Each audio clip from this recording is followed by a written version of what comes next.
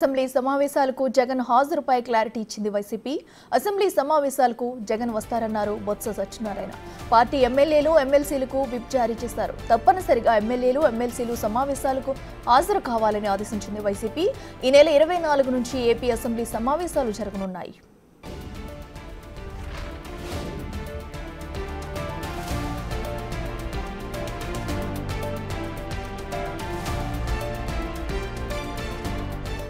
AP assembly సమావేశాలకు అటు YCP అధినేత జగన్ కూడా రానున్నట్లు ఇప్పటికే వైసీపీ ప్రకటించింది. ఎమ్మెల్యేలు ఎమ్మెల్సీలు రావాల్సిందిగా కూడా విప్ జారీ చేసింది. ఇదే అంశానికి సంబంధించి మరింత సమాచారం మా ప్రతినిధి శివ అందిస్తారు. శివ, చెప్పండి.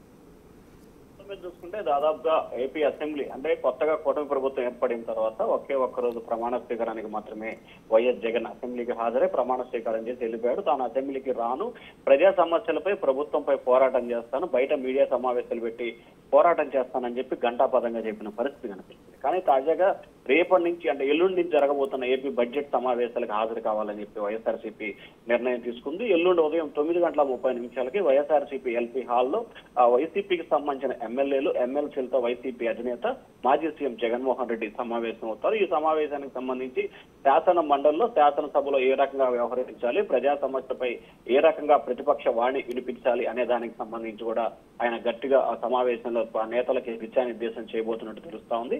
అయితే వైసీపీ అధినేత జగన్మోహన్ రెడ్డి అసెంబ్లీకి రావడాన్ని కూడా అధికారికంగా వైఎస్ఆర్సీపీకి సంబంధించిన నేత అసెంబ్లీకి శాసన మండలి floor leader Botsa Satyanarayana leader of opposition అధికారికంగా ప్రకటన చేశారు. సో సోమవారం ఉదయం 9:30 సమావేశం శాసనసభాపక్ష సమావేశం జరుగుతుంది. ఆ తర్వాత 10 గంటలకి అసెంబ్లీ హాల్లో గవర్నర్ ప్రసంగానికి సంబంధించి వైఎస్ఆర్సీపీకి సంబంధించిన ఎమ్మెల్యేలు ఎమ్మెల్సీలు పాల్గొంటారు. ఆ తర్వాత బీఎస్సీ సమావేశం కూడా జరుగుతుంది. బీఎస్సీ సమావేశానికి వైఎస్ఆర్సీపీ వెళ్తుందా లేదా అనేది కూడా కొంత కన్ఫ్యూజన్ గా ఉంది. ఎందుకంటే శాసనసభలో 10% కూడా లేదు కాబట్టి మరి ఆ పార్టీని పిలుస్తారా లేదా అనేది కూడా ఉత్కంఠ కొనసాగుతోంది. అయితే వైసీపీ అధినేత జగన్మోహన్ రెడ్డి గవర్నర్ ప్రసంగించే ఒక్కరోజే అసెంబ్లీకి హాజరై ఆ తర్వాత మిగిలిన కార్యక్రమాలు చూసుకోవాలని చెప్పి ఆయన వ్యక్తిగతంగా భావిస్తున్నట్టు అధికారిక సమాచారం అయితే లేదు. కానీ ఖచ్చితంగా జగన్ అయితే ఒక్కరోజు అంటే సోమవారం అసెంబ్లీ సమావేశాలు ప్రారంభం రోజు వచ్చి గవర్నర్ ప్రసంగం ముగిసిన తర్వాత అసెంబ్లీ వాయిదా పడగానే వెళ్లాలని చెప్పి నిర్ణయం తీసుకున్నారు. ఆ తర్వాత వెంటనే మంగళవారం 25వ తేదీ 26 2 రోజుల పాటు కడప జిల్లాలో పర్యటించి అక్కడి నుంచి మళ్ళీ బెంగళూరు వెళ్లాలని చెప్పి కూడా పార్టీ నిర్ణయించుకున్నట్లు కూడా పార్టీ నేతలు చెప్తా ఉన్నారు. అఖిల, అయితే శివ, ఇప్పటికీ చూస్తున్నా అంటే ఇప్పటి వరకు కూడా అసెంబ్లీకి అటు వెళ్ళలేని వైసీపీ ఇప్పుడు ఎందుకు ఇంత సడన్ గా కూడా అసెంబ్లీకి వెళ్లాలని నిర్ణయం తీసుకుందంటే ప్రజా సమస్యలపైనే ప్రశ్నించేందుకే వెళ్ళబోతుంది అనుకోవచ్చా, లేదంటే అటు వైసీపీలో కూడా ఇప్పుడు అటు అరెస్టుల పర్వం కూడా కొనసాగుతుందని చెప్పుకోవచ్చు. ఈ నేపథ్యంలో ఏమైనా వెళ్ళాలని యోచనలో ఉందనుకోవచ్చా? ఖచ్చితంగా వైఎస్ఆర్సీపీకి సంబంధించి 2 రకాల సమస్యలు ఉన్నాయి. ఒకటి, ప్రజల నుంచి తీవ్రమైన వ్యతిరేకత వ్యక్తమవుతుంది. వైసీపీ అధికారికంగా ఎన్నికైన తర్వాత శాసనసభకి వెళ్ళాలి, ప్రజా సమస్యలపై గళం ఇవ్వాలి. గతంలో చంద్రబాబు అసెంబ్లీని బహిష్కరించిన సమయంలో కూడా చంద్రబాబు బహిష్కరించారు కానీ ఆ పార్టీకి సంబంధించిన ఎమ్మెల్యేలంతా కూడా అసెంబ్లీకి హాజరయ్యారు.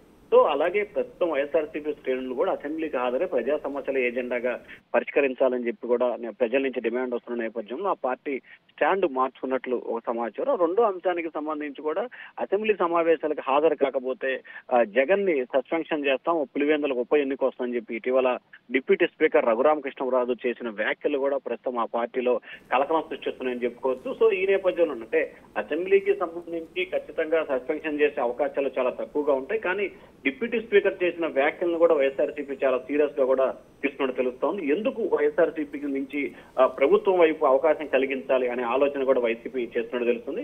ఖచ్చితంగా అసెంబ్లీ సమావేశాలకు హాజరై ప్రజా గళాన్ని వినిపించి ముఖ్యంగా ఎన్నికల సమయంలో టీడీపీ ఇచ్చిన సూపర్ 6 పథకాల ఎందుకు అమలు కావట్లేదు అనే దానికి సంబంధించి కూడా ప్రభుత్వాన్ని అసెంబ్లీ వేదికగా గట్టిగా నిలదీయాలనేది వైసీపీ లక్ష్యంగా కనిపిస్తోంది. సో దానిలో భాగంగా ఇటు శాసనసభలోను ఇటు శాసన మండలిలో 2 చోట్ల కూడా బలంగా వినిపించాలనేది ఆ పార్టీ ఆలోచనగా కనిపిస్తా ఉంది. అఖిల, అతిశయం మనం చూసుకున్నట్టయితే ఇప్పటి వరకు అసెంబ్లీకి హాజరు కాని నేపథ్యంలో కూడా వేటు పడుతుందని అసెంబ్లీకి ఇప్పుడు హాజరవుతున్నారు అనుకోవచ్చా? ఎందుకంటే అది కూడా అటు ప్రారంభం అవుతున్న ఒక్కరోజే ఆయన వచ్చి వెళ్ళిపోయే అవకాశం ఉన్నట్టు కూడా తెలుస్తుంది మనకి.